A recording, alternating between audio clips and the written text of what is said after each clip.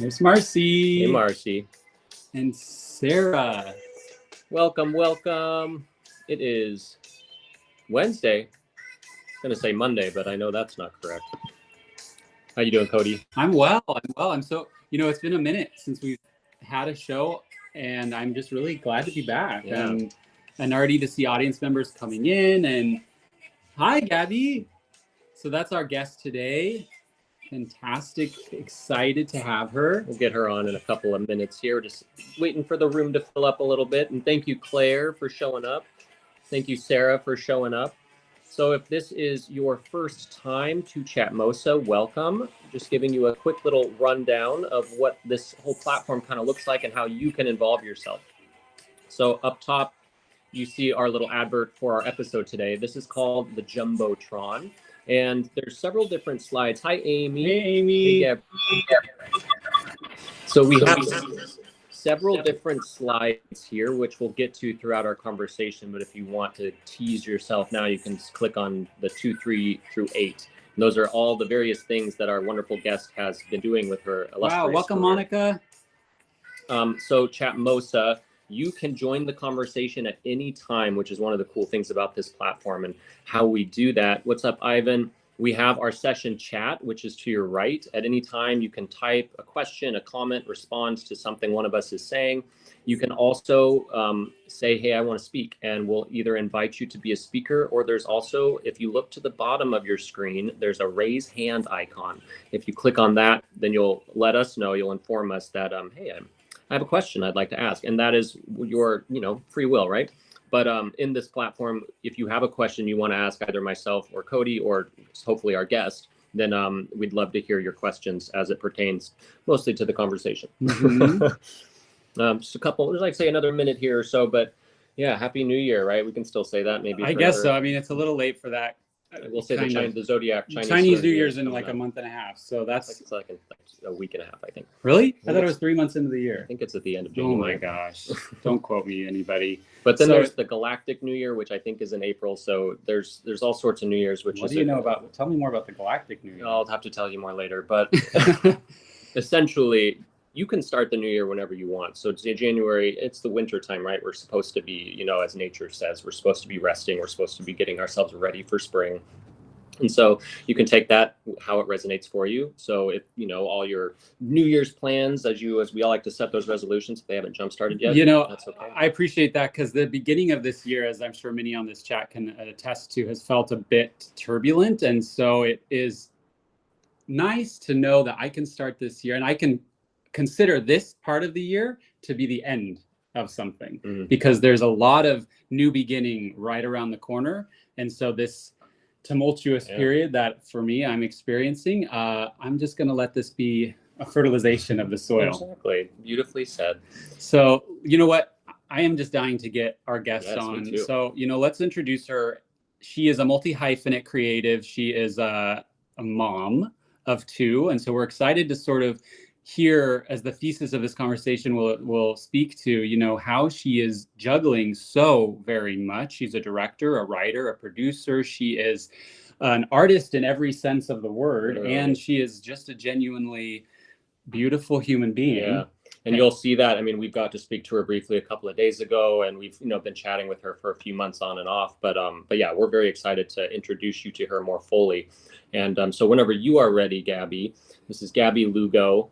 And you can see, as I can also say to the Chatmosa friends here, at any time you can turn on your camera, not to say you have to, but there's that little camera icon, so you can see us here, and there's Gabby down there. But hi, Gabby, feel free to unmute yourself. You guys, that was such a lovely intro. Thank you so much. I really appreciate it. Of course, well-deserved intro. So yeah, you've been, well, I guess first, how's your morning going so far? It's going okay. There is another fire in Los Angeles right now as we're talking in Hughes. And so sort of keeping an eye on that, because it's a little bit north of us where I live. But other than that, it's going pretty well. I have to say, I'm trying not to lose my mind with world events. We talked about that briefly too. It's like, yeah, okay, let's like we can disassociate so much, but also it's nice to keep somewhat of a tab on, so we have like a snippet of what's going on. But as I've at least learned for my own mental health, it's take the steps away and take the deep breaths, because it's ultimately it's like, what can I personally do to change what's going on over there? And it's like basically just show up for myself and show love and kindness, and that's what that side of the world seems to be missing. But yeah, in Judaism, we have this saying, tikkun olam, which is like leaving the world better than you found it. And I am trying to take that to heart these days. Yes, yeah, and I mean, and it's showing in your work, because you have a very expansive career, which I can't wait to dive into. But including some of the projects that we have posted up on this Jumbotron here, including the short film that you just shared with us, which was so good, Illegally Brown. But that, to me, like just speaking on to leave the world a better place, like it's a very fun buddy comedy, but it also speaks to a lot of what's actually happening in the world too, in a very, I was just going to say unique way, but subtle way, where it's not blah in your face, but we get what you're trying to say with it too. So that's a job as an artist in a way, is to let the proper truths come out, but not in a like I'm forcing this down your throat. Totally. Yeah. Well, let's since we've opened the conversation with Illegally Brown, so to our audience, this is a short film. It runs about 11 minutes, and it's a very fast-paced comedy. And so I'd love to hear, Gabby, what would you like to share about this? Because obviously you directed it and you wrote it, and I'm sure that you had your hands on many other things throughout the production. Yeah, so I wrote this movie because my mom and I came to this country undocumented when I was a kid.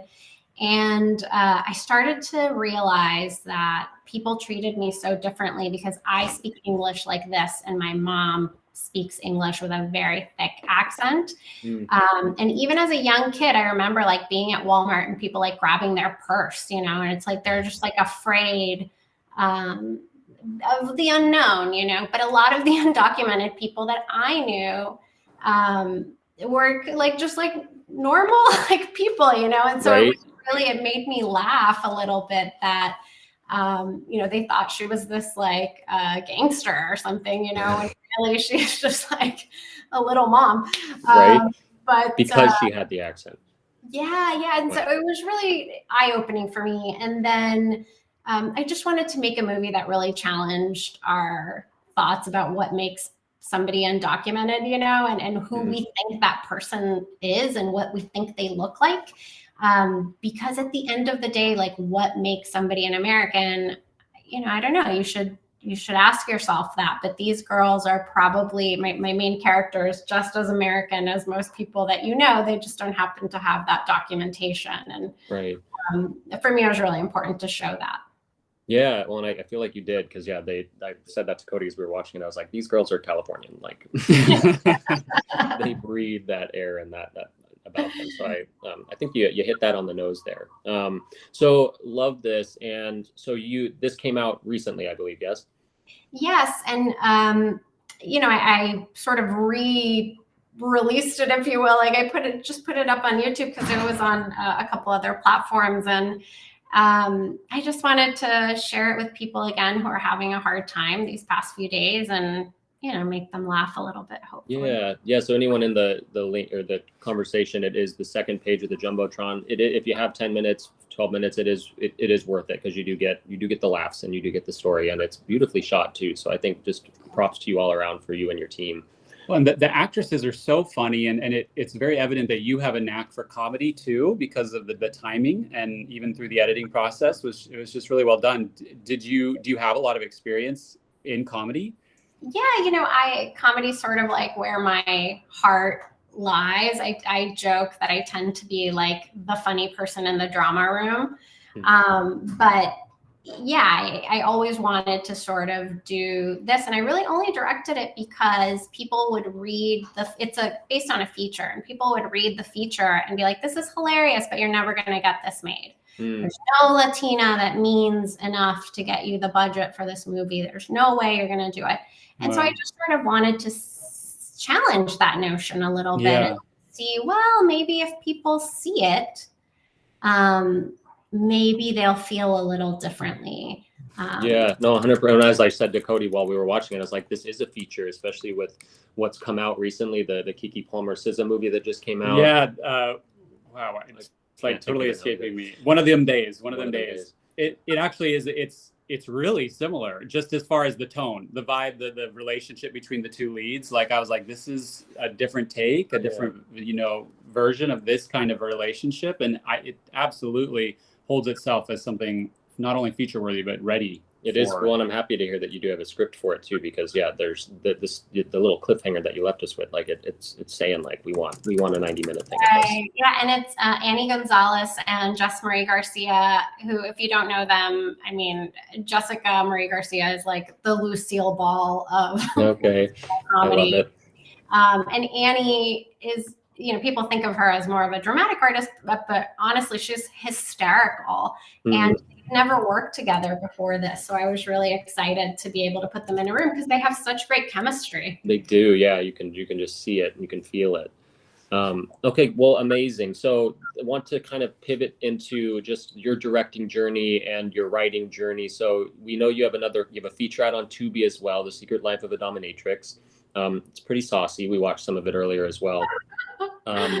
So did you direct the Illegally Brown before or after Dominatrix? I did Illegally Brown before I directed Dominatrix. And, the movie had a little bit of an evolution, but I really wanted to do one of these like Lifetime movies that didn't take itself too seriously, and movie wanted to do something like that too. And it dawned on me that, people kept saying, you're not going to direct a movie that's, over $5 million, just not going to happen.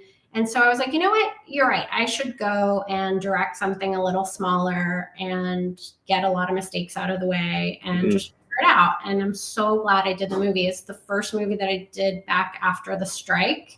Amazing. And everybody was so excited.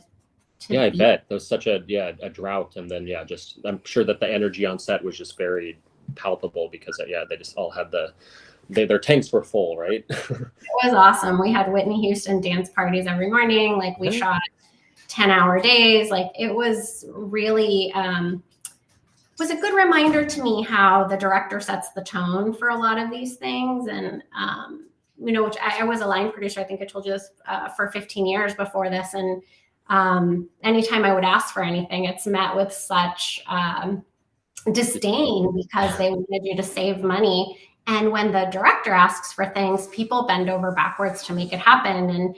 And it really dawned on me that, like, if you get to sit in that chair, you need to use that power in a very positive way and make sure that people can shoot those, more manageable hours and can have a little bit more of a life. And I was really glad to be able to do that. Did you find it, was there a challenge to schedule 10-hour days?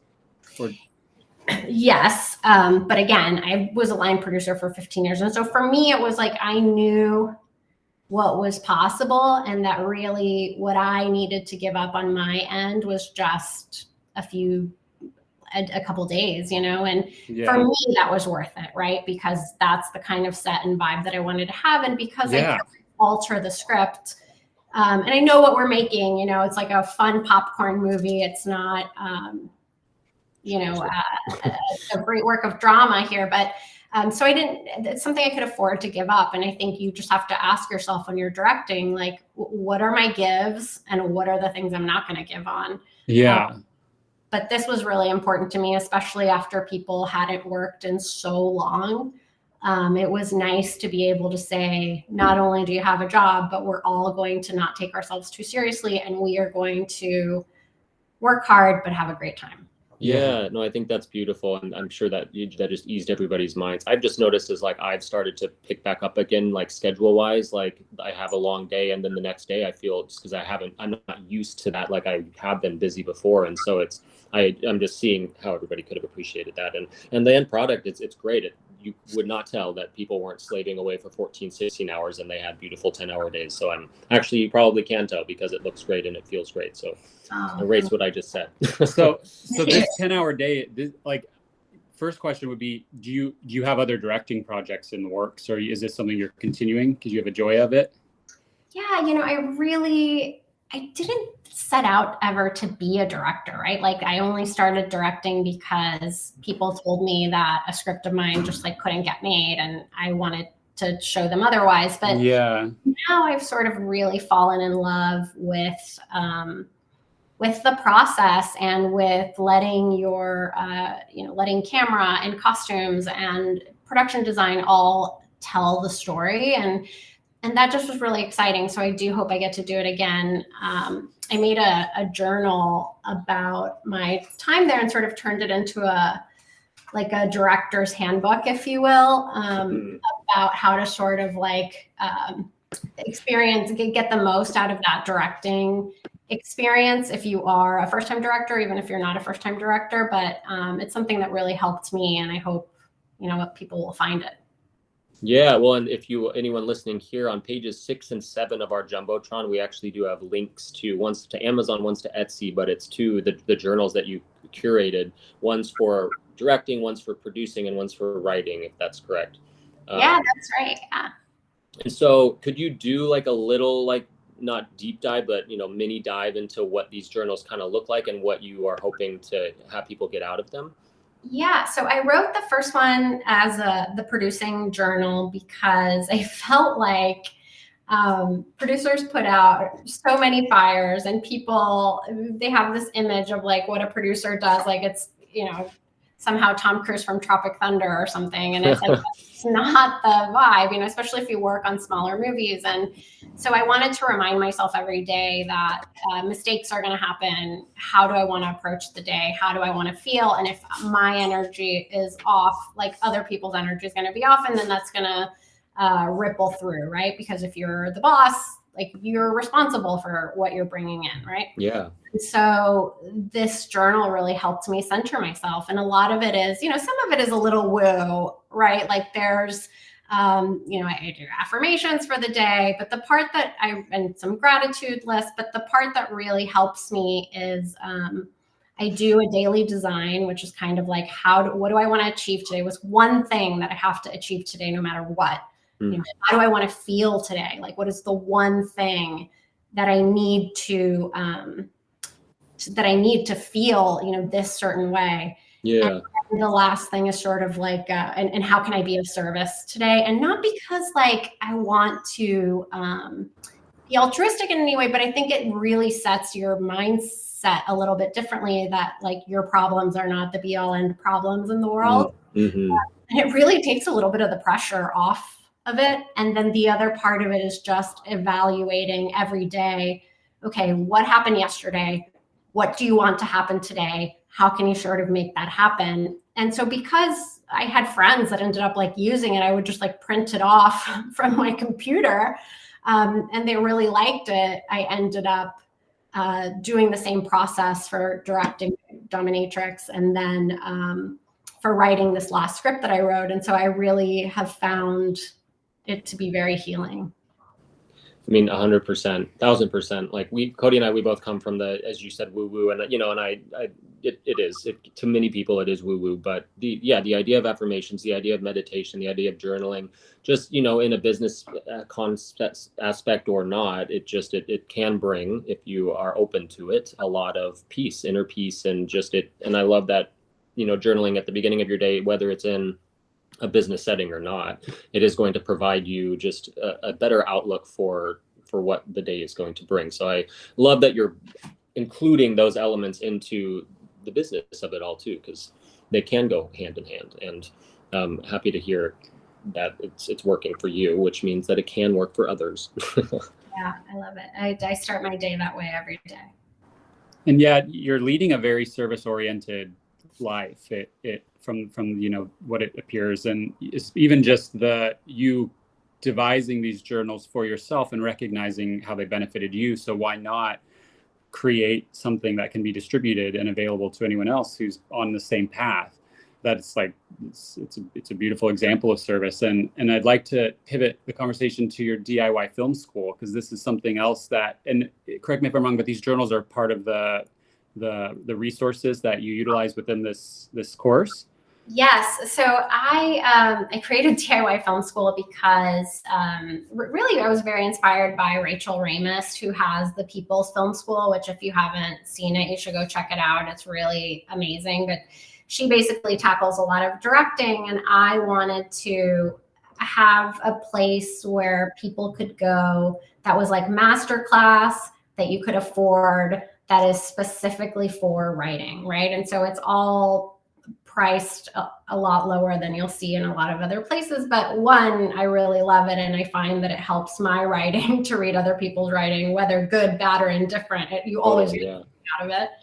And then I just wanted, that to not be a barrier to entry because, like I grew up in a garage with my mom, and like, I don't want, I felt like that was a big barrier to entry for me, was the money. And I just like never want to hear anybody say, well, I really wanted to be a writer, but I just couldn't afford it. And so to me, like if I can do this for a little bit, I record all the classes too. So like if you're a busy parent, you don't have to be there live. Like I can just send you the recording, and we can set office hours and chat about like whatever it is that you had an issue with, or do email or text or whatever. I'm very accessible in that regard, and have other teachers that come in and help me sometimes too.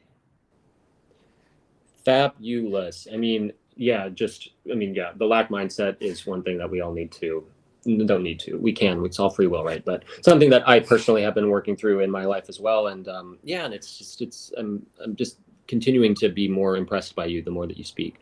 So how long have you, because I'm excited to dive into the motherhood of it all soon. But when did DIY Film School come to fruition for you? It really happened. So one of the things that I realized over the strike is that writers and creatives in general, we need other sources of income. Like we need to figure out, how to take care of ourselves without just this one thing. And so it really started with like, okay, there's a lot of people that I teach. I had taught at other film schools. I taught at Script Anatomy, which I also think is a great school. If you can check that out, it was very helpful.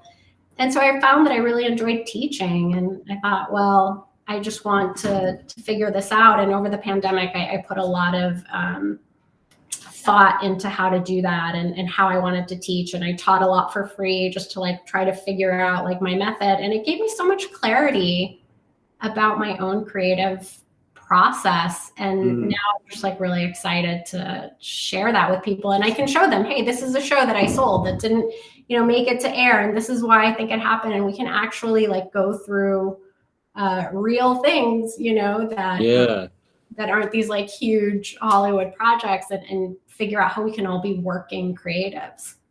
Yeah. Cause nowadays too, there's thousands and thousands and thousands of shows that are not considered big Hollywood projects. And so there's the opportunity is definitely out there. And so I love that you're providing those resources and you're continuing to learn yourself, I'm sure, as you're, dissecting again, this project that you worked on, and maybe you're learning something new each time.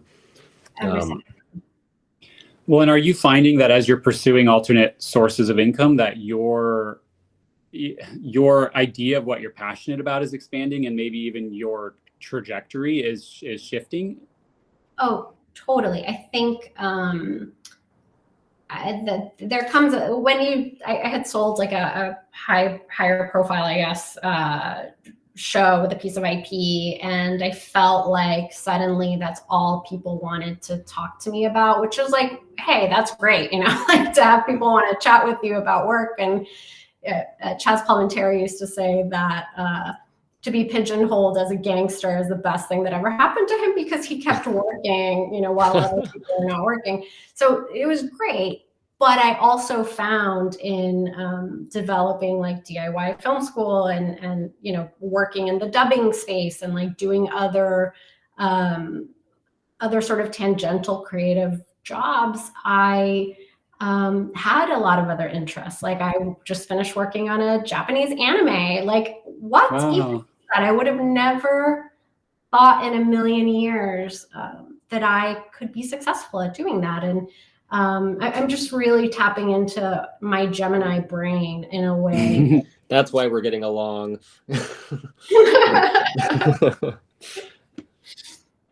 Gemini night. Okay, very cool, very cool. Well, it's nice, you know, the sort of de-emphasis on achievement, you know, that's a tough nut to crack, because, you know, we're very results oriented. You know, society really brings us up to really crave success and results at perhaps the expense of delight, you know. And so to really give oneself permission to take less of that intention in the output and more in the exploration, and then really kind of finding, you know, your own, you know, S-curvy path through life, and just expanding your passion zone. So it's you're trailblazing.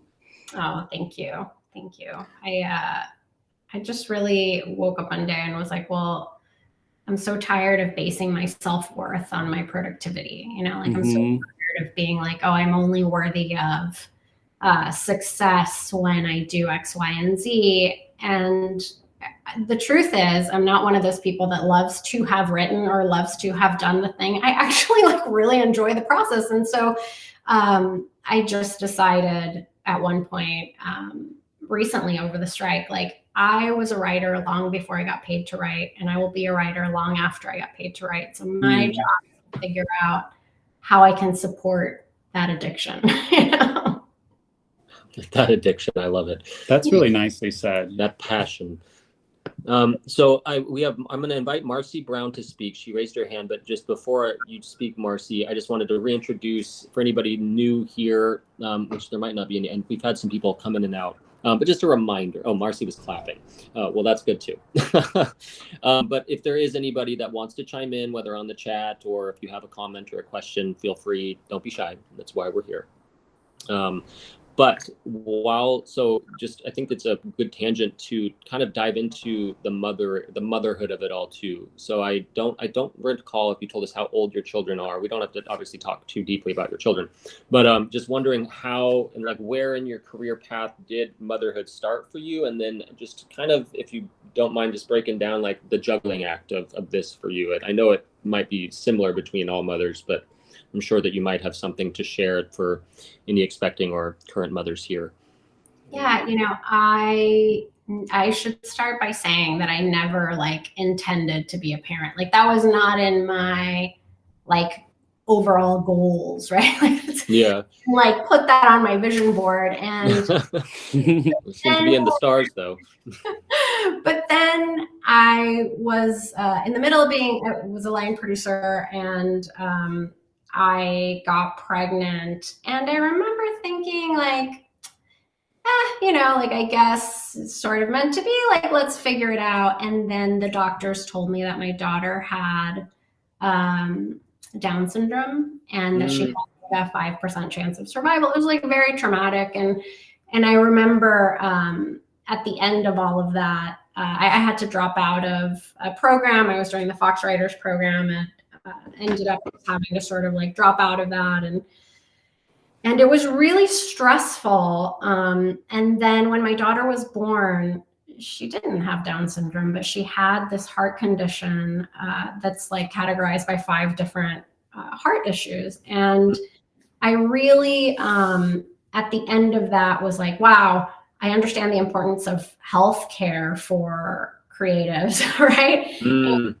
And also, like, this has been such a lovely, you know, my daughter is the coolest, right? So I'm like, this is such a lovely, unexpected surprise that comes with a lot of medical challenges, but it's taught me a lot about myself and like what kind of creative I want to be, what kind of parent and human I want to be. Everybody doesn't need to be a parent, obviously, but for me, it has definitely made me a much better, more patient person. My daughter is 9. Her name is Cecilia, and my son is 8. And they could not care less about the business. They think my is awful, and I don't know, maybe I'm doing something right. Yeah. You're like, yeah, maybe it'll come back to you. No, maybe not. Yeah, maybe not. Maybe what do you notice that I think I was telling you my son got the opportunity to audition for this big Paramount movie, and we were so excited, and we like do the sides with him. He knows exactly what an audition is. He's 8 years old, right? And then he does it one time. It's great. And my husband's like, let's do it again, just so you have 2 takes. And he started crying, and he was like, I don't want to do your stupid job. It's so boring. I don't want to do your job. We were like, okay, man, don't do it then, you know. That was just on take 2. Like some directors are like, take 154, and I'm like, maybe I'm just citing Stanley Kubrick, but yeah, it was so interesting. You know, they see it as, oh, those are the times that mom is away. So I think they have a little bit of a different relationship to set. Of course. So maybe he was just projecting. Yeah. Have you noticed motherhood enhancing or shifting just your craft in general? Are you like viewing just stories or characters or plots in any different way now that you're a mother? Yeah, and I'll say on a very practical level, it has changed my schedule, right? Because like suddenly I have homework and recitals and like all this other stuff to do.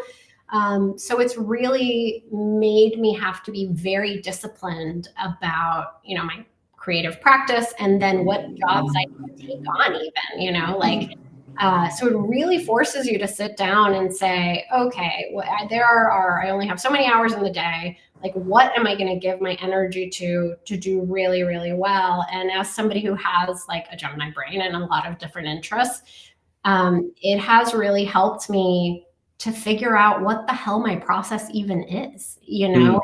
Now I could tell it to you, right? Like now it's very clear to me how to approach all of the different projects. But yeah, on a practical level, it's really forced me into a practice. And on a creative level, you know, my daughter should kill me for saying this, but I forget, my daughter asked me a few years ago, she must have been like 4, and she said, why aren't you pretty like other mommies? And it really like took me aback, right? And she was just so sharp. She has these like very specific questions, and it really helped me to have a lot of compassion for these different characters, and like, you know, what they're dealing with and how they say things. And I also became very interested in being like more woo, because when she was 3, I think I got into like a fight with my mother-in-law or something, and I started crying. And my daughter said to my husband and I, she was mean when I was big. She was mean when I was big.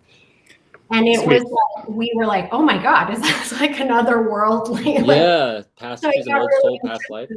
Yeah, so I got really interested in like supernatural things too, that I, you know. So yeah, go have a kid, everybody. It'll like open your It will, yeah, open your mind, open your heart. And well, and just the degree of compassion that you're able to extend as a director too, I'm sure was just, you know, exponentially enhanced because of being a mom. Like it's an experience that I will never have as being a mother and carrying a child, and just that unconditional love that occurs. I can only, you know, speak to from my outsider's perspective, but I'm sure that it translates into every relationship you have. It so does. And I have to say, so both of my lead actors on this movie had incredibly different processes. They liked to be directed in incredibly different ways. And, you know, having 2 children that are so different, it was really helpful, you know, to be able to split my brain that way and say, right, I know what this is. Let's figure out how to turn that around. And yeah, I found it really helpful in directing too.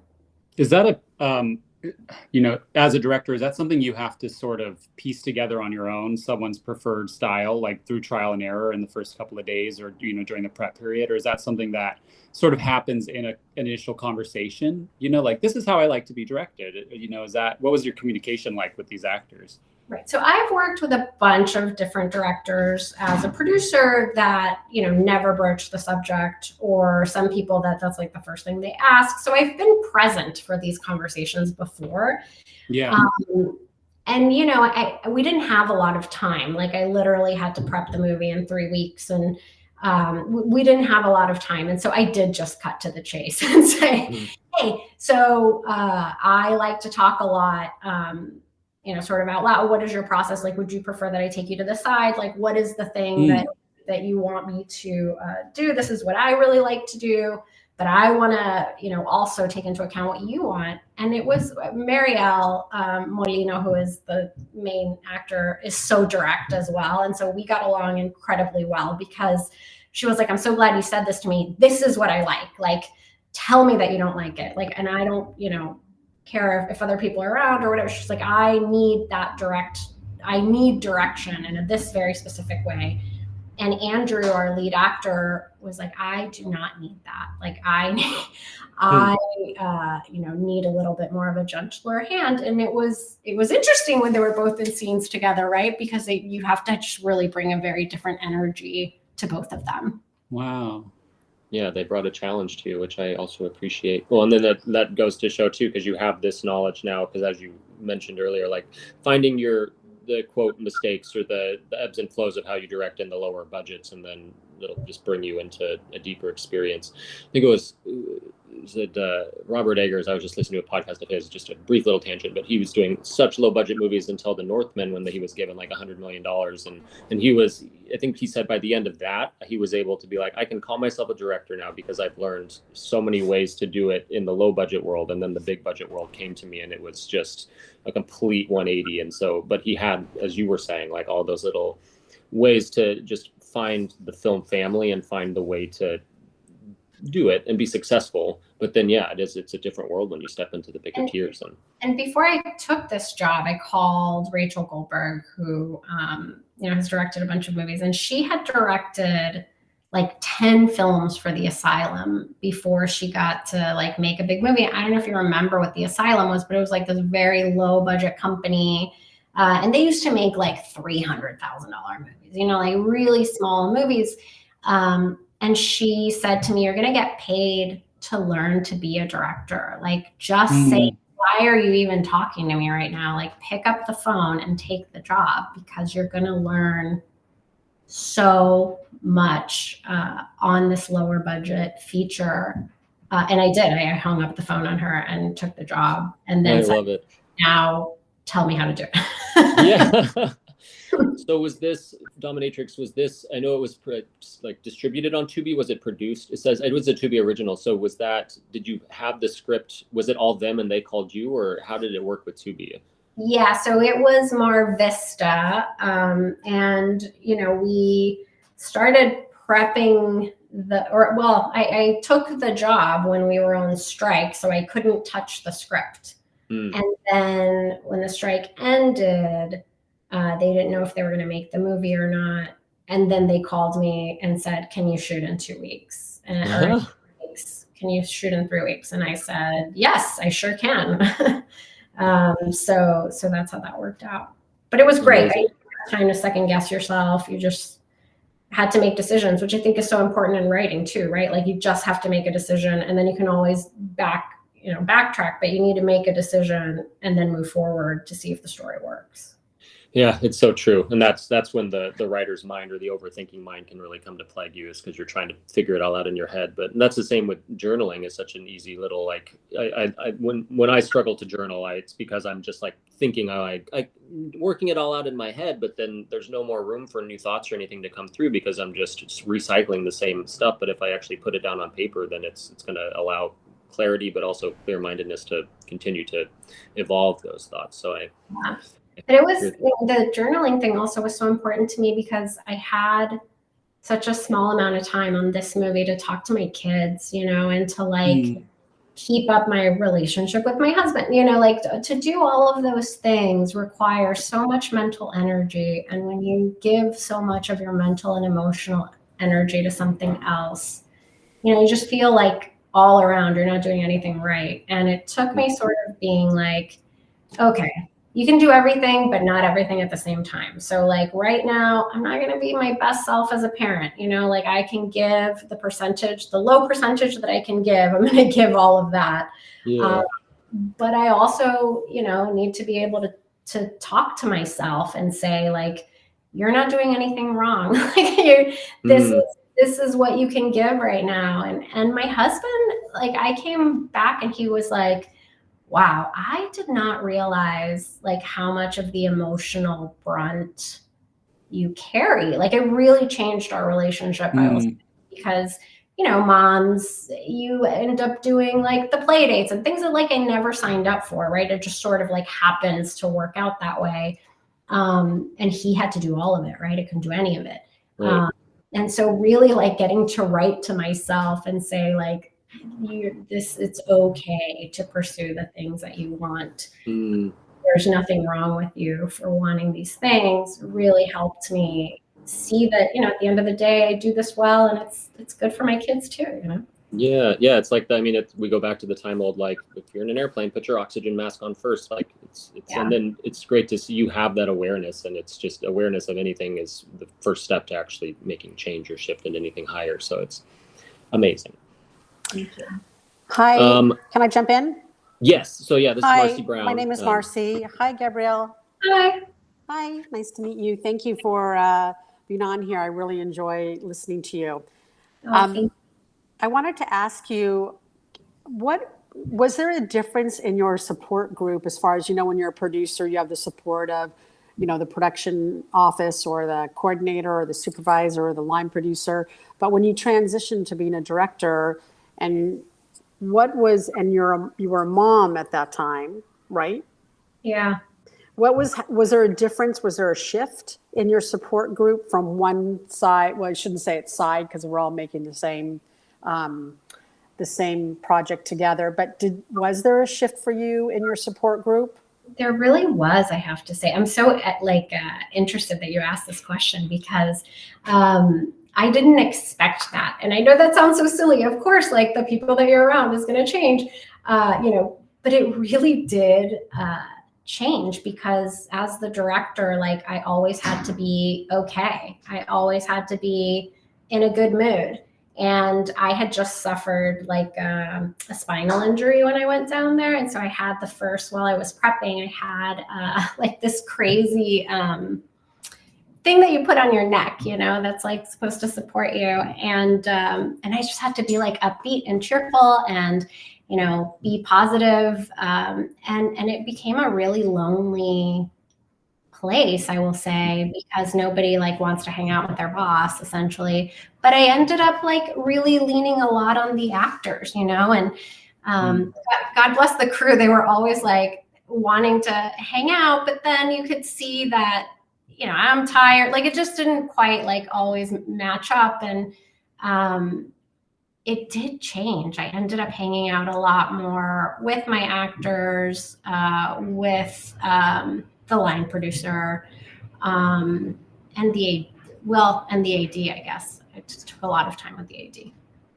AD. Great question, Marcy. I know, yeah, Marcy's was a line producer for a while as well, and now she's in the producing world. So I'm sure that a lot of what has resonated with you in just regards has definitely resonated with Marcy. So thank you for chiming in, Marcy. We appreciate you. So curious about so Dominatrix, did that fall under the banner of Revic Entertainment at all too? No, so usually like all of my movies will have some sort of connection to my production entity because I do a lot of like physical production, so I sort of become the de facto production services company. But in this case, they had these wonderful two guys who handle a lot of production in Georgia, which is where we shot it. And it's Wild Wind Productions. And it was really great. Like they just made sure that things that didn't need to be my problem were not my problem. But they took care of that. And at first, when you have a production services company, you're sort of like, they're not going to do it the way I do it and it's going to be bad. But really like letting them sort of do what they do, I couldn't have asked for a better team. Love that. Yeah. You're directing, let that be your job and nothing else. Yeah. And, sometimes like if you've worn other hats, you're like, well, shit, I have to do this and I should do that. And I should be the person that handles this. And you don't need to do that. You just need to focus on what you need to do. Like other people will rise to the occasion. Yeah. And that's a humbling act in itself, to just really stay in your lane. Yeah, release control from those other aspects. And if I want to produce, I produce. Like I will go, I still make commercials and, do smaller indie movies, and I hope to do more of them. But it's been fun to like wear a lot of different hats and to go back and forth. Like after I was in a writer's room, I produced something for Taika Waititi, and then I went to direct something else. So like it's been interesting to like wear all the different hats and not feel like one of them is sort of demeaning the other, or that one of them is not as good enough as the other. Like I've sort of accepted that I love all of it. Everything. Do it. And I love hearing that, and I wonder, because it's been an interesting journey for me as well, knowing that I also love wearing all the hats, or not all of them, but then being told by so many people too that like, but bro, you have to pick a lane. And I've always just had reservation with that, just being told what to do, but also just knowing that there are people out there that have made it work by wearing everything, or wearing, all the hats that they want. My question to you though is, wearing all the hats that you do now, did you have like, because I know you were initially a line producer, is that like the hat that you chose first, or were you also wearing all the hats while you were line producing? No, I was not wearing all the hats while I was line producing. I feel like again, it's like parenting, right? Like you can do all of it, just not at the same time, right? And until you've sort of proven yourself in one of those arenas, then like you can move on, right? So I made the Whiplash short, which was, nominated for awards or whatever. And then I had made Palm Springs, and, like I had made movies, and then felt like, okay, now I can move on from that. I still have that, but I can add on to it. And I went to write on A Million Little Things on ABC, and then sold the 16 Candles reboot and like a couple other things. And so then I was like, okay, now I have proven myself to be a writer. I'm in the Guild. I can do the things that I want to do in this space. I have representation. Now I feel like I can add directing. So I see it as like an additive process, not you can do everything you want, right? Just not at the same time. And, just thing. No, I hear you. And I'm like picturing like, so you put on the line producer hat, you kept it on, but then you added the writer hat, and then you added the director hat. Yeah. So you're just, And let me tell you, having production experience during COVID and being in a writer's room was invaluable.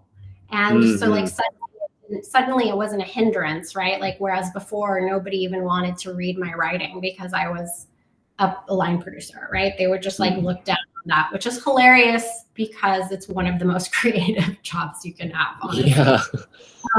But you have to figuring out what you can do with such little money and still make the scene work. It is a lot. But anyways, I really I've really valued being able to wear all those hats and suddenly it's not a liability, No, respect to that. And I'm happy you brought up the Whiplash short too, because I mean, we have Revic. So you had Revic Entertainment, your production company. Was that before Whiplash, or was Whiplash what brought it up?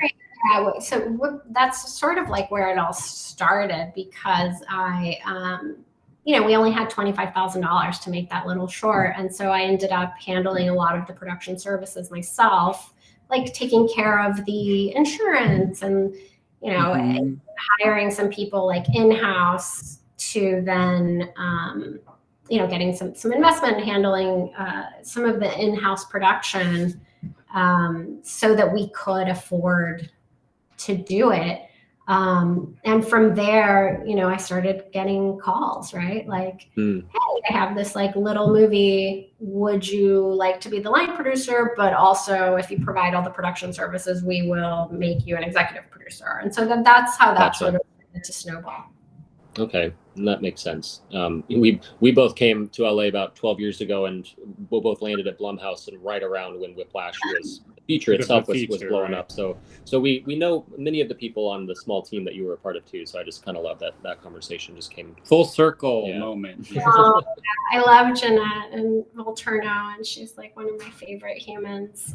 She is, yeah. We do love Jeanette here as well. Yeah, that was long journey, but well, so what, since you're wearing all these hats, a production company, how much of your time are you noticing you're spending with the operations of this company these days?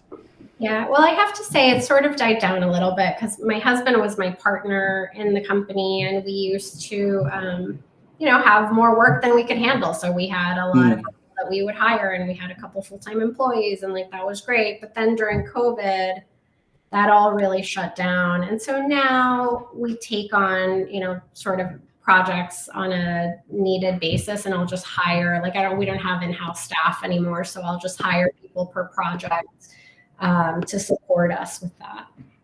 Nice. So you're just going with the flow. Going with the flow. If I had to say how much of my time is mostly spent writing, and then the directing stuff does come up quite a bit. Thank God. Thank goodness. Yeah, I love that. So I would love to ask, because your career is very expansive, as we clearly discussed. If the world was your oyster, as it is, keep remembering that. But if you were to tomorrow wake up, the next project is available to you, you're ready to go.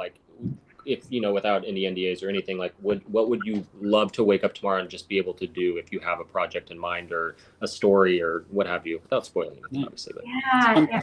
I optioned a book recently called The Poison Keeper, which if you haven't read, you should read. But it's basically about the woman who invented poison in the 16th century. And she's she's rumored to have killed Mozart.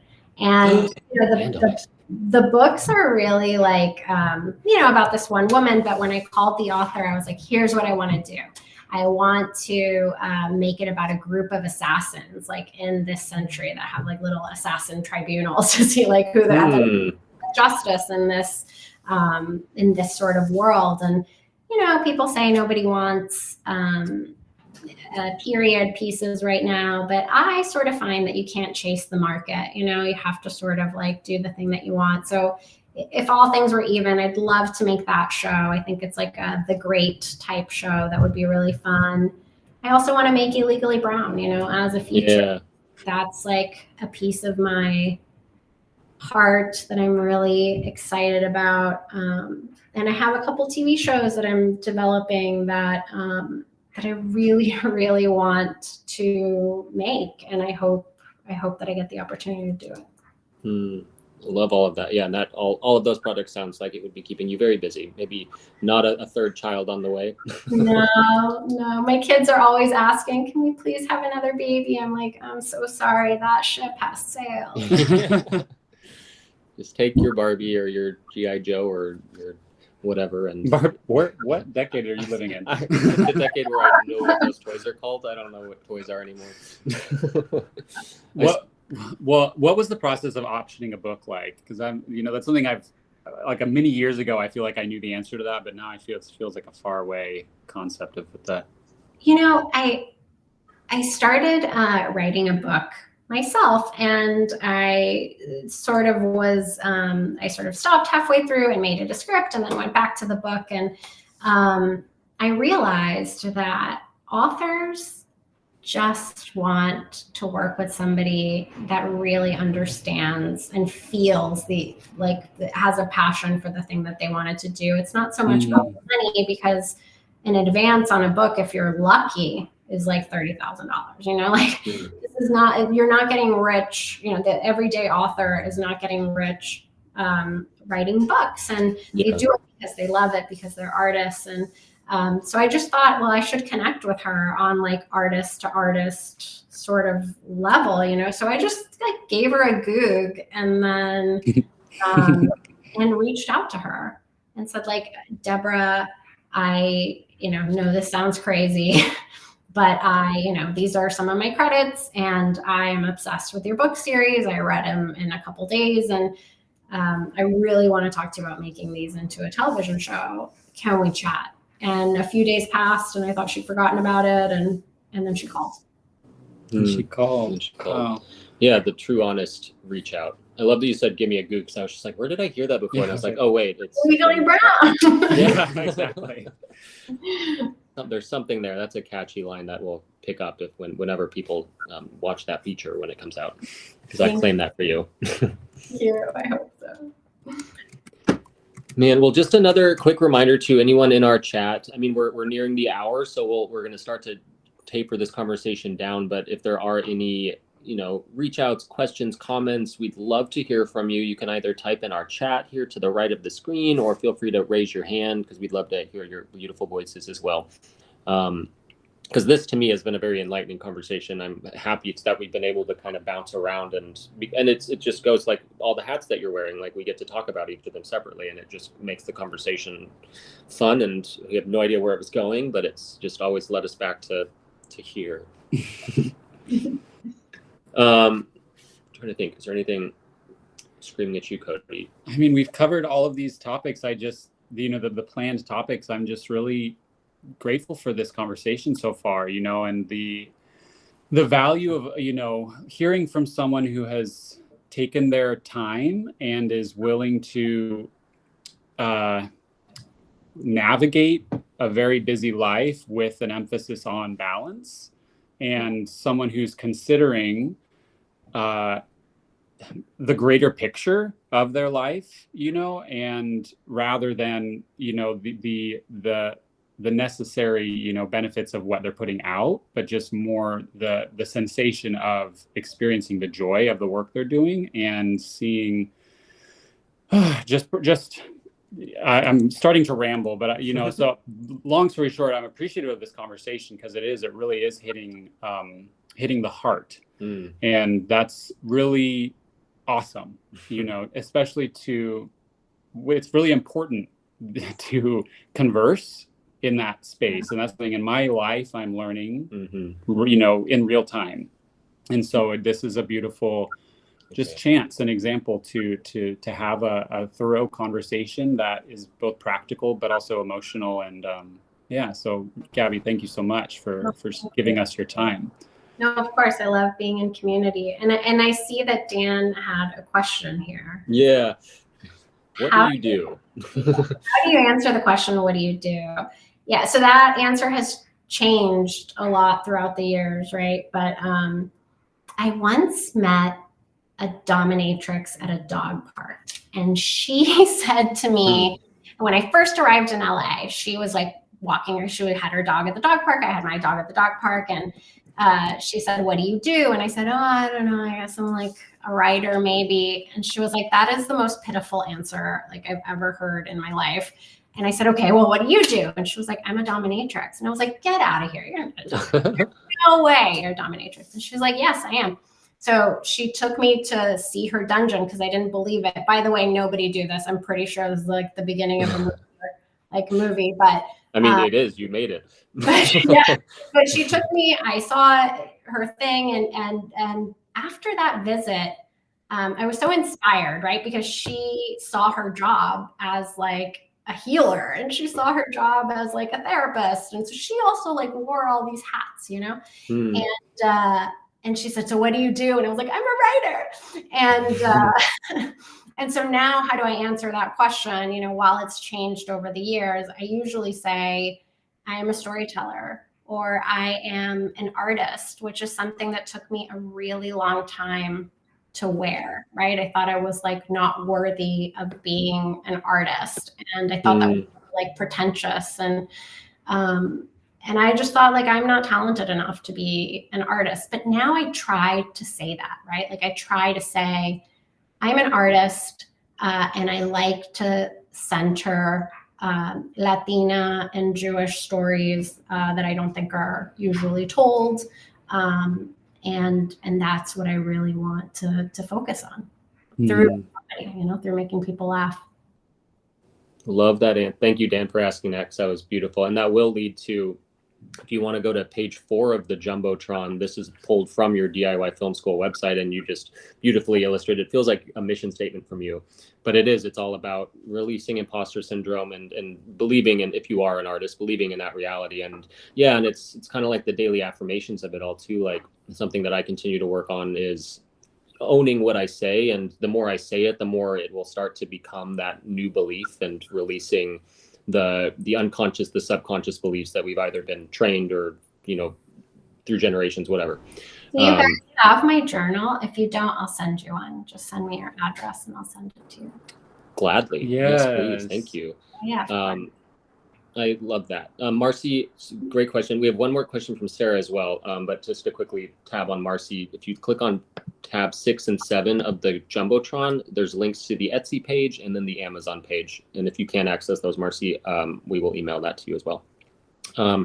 Sarah Karras has been here the whole time. Thank you, Sarah. She has a question for you, Gabby. What are some ways that Hollywood can better support working mothers? Such a good question.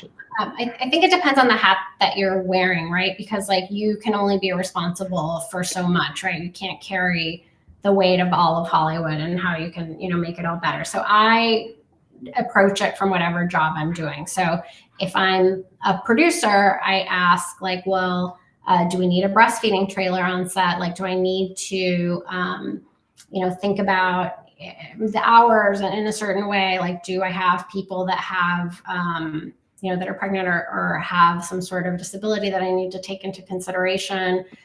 Because I want to make sure that like it's a hospitable place, So like if I'm a producer, I approach it sort of from that perspective.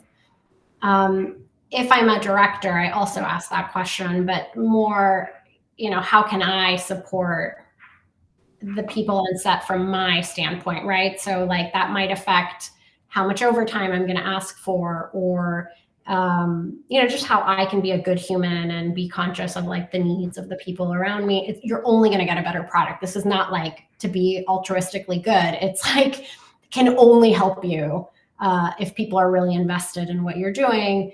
It can only help you do something better. So I think you need to just start asking questions, right? Like in whatever capacity you're in, we just got to start asking questions. Like Glenn Mazzara used to say when I was in the Fox Writers program that he had a few moms in one of his rooms, and that he started noticing that after like six o'clock or whatever, they started like getting diminishing returns. And finally, like he asked, like, what is going on? And they were like, the truth, like, we just need to go home. And so he was like, great. So let's just start a little earlier. And it like made everybody's job so much better. He was like, I got 500% out of those women like afterwards, because they didn't have to be worried about not being able to be parents.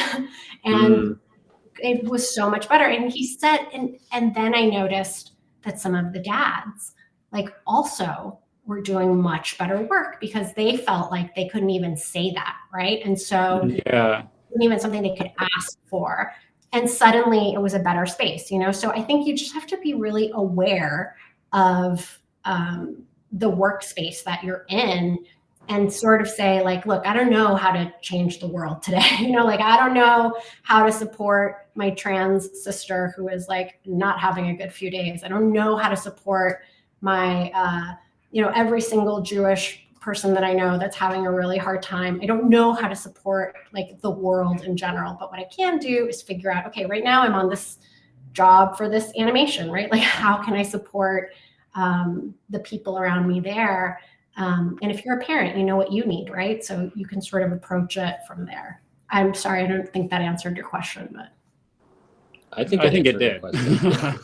I mean, yeah, I know Sarah hearted one of the things that you said, and we're actually going to, Sarah's join into, feel free to unmute yourself whenever you like, Sarah. Hear me? Hi. Yeah. Hi, thank you so much. I really appreciate it. I know it was a broad question, and, we can get into all kinds of different things, especially around childcare and setting that up because, especially if you're on the crew side, the hours are just so vary. Especially shooting crew. I have the experience. My husband is shooting crew. He's a location manager, and I'm on the studio side. So I had, I have a little bit more steady hours. But I really appreciate you speaking about, in general, just the hours on set. I definitely think a 10-hour day, or just being more mindful of folks on set in terms of like not even just dealing with family and childcare, but also just mental health and self-care. So I think that voice is super important. So anyways, I really appreciate what you've said, and thank you so much for taking my question. Of course, of course. And I'll tell you, sometimes we forget. I had a woman had a miscarriage on my set one time, and I'll never forget, this changed me because she was having like a crisis in my trailer. And all she could think about was, don't worry, I'm going to find somebody to take my spot tomorrow.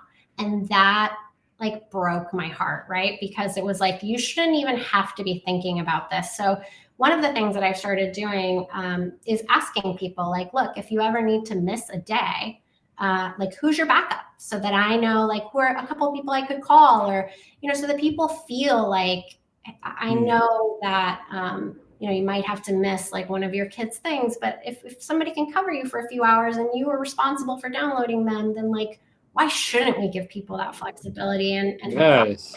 is like they feel like they can't ask, and if you don't create like a space that makes it safe for them to ask, like people do not take advantage of this either, I've found, because they want to do their job. Like they got into the business to do their job. It is like a dream and a privilege to do their job. And so nobody's like trying to game the system to like not come to work.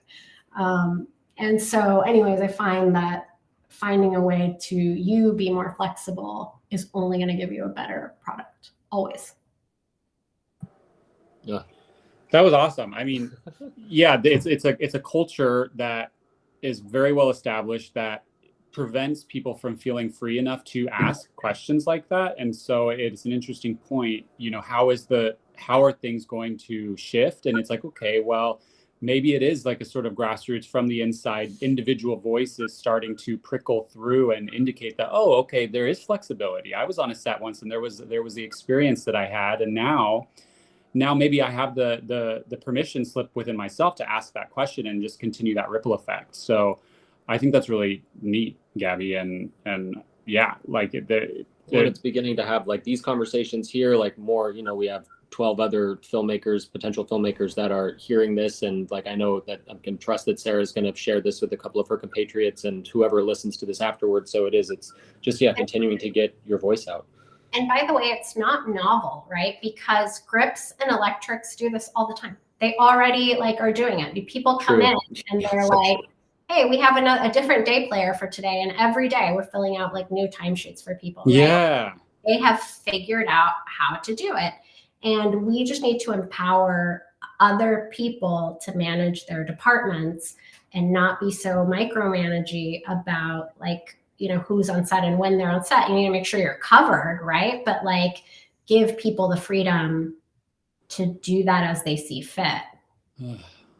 Exactly. Because at the end of the day, that's what you want as the person who feels like you can't have it or they can't have it. It's like I'm seeing this visual of like this really rigid structure that, is the traditional film set. And the conversation is like this breath that's like flowing in and just sort of allowing this expansion and this softening to occur in the rigidity. And it seems really forward thinking. So I have to say, I've been on sets where this has not been possible because I have a director that's not directed a home video and now has millions and millions of dollars to do the thing, and everybody has to be on their best behavior. So I think it all starts at the top. If you can hire people that maybe don't have 1 million credits but have done some work, or help create apprenticeship in our business, I think we're all going to be a lot better for it. Wow. I agree. I love that. And honestly, if anybody else does have something to say or share or ask, love it. But I also think that's a great place to end on. Absolutely. Yeah. And Dan also wrote a quote from a friend: "Blessed are the flexible, for they will not be bent out of shape." I love that. It is true. Be flexible in your body and your life. And continue to try on hats, because one of them is going to fit perfectly and will allow others to stack on top. And be aware that you can have everything you want in life, whether that's being a mother, whether that's being a filmmaker, whether that's being a chef, whether that's being, president of the United States. But don't allow that for everybody, I suppose, either. Gabriella, thank you so much. It was a pleasure to hear you speak today. Thank you so much. I really appreciate being here, truly. And thank you to everyone who has showed up today. We appreciate you. be on the lookout for an email that I'll be sending just with, another thank you, but as well as information for our next episode. And yes, please feel free to stay connected. You can find Gabby on social media as well. You can look up, it's Gabby R. Lugo, I believe. But all the links here that we posted on the Jumbotron will take you to where you need to go to support Gabby and find out what's next for her, because I can't wait to find out and love to stay connected with you too, Gabby. Yes, for sure. And you can find me on Blue Sky or Instagram. I don't do Twitter anymore, but that's that's not just you. All right. Thanks, everybody. If you need anything, please reach out. I'm very reachable on my website. Fabulous. Thank you all. Have a great rest of your day, rest of your week, and we will see you on another Groovy Chat coming up in a couple of weeks. All right. Take care. Bye. Bye. Bye.